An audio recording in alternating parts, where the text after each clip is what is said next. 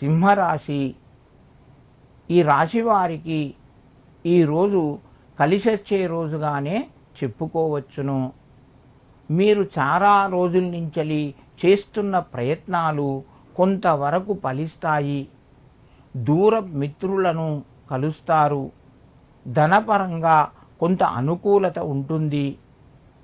వ్యయాలు తగ్గుతాయి.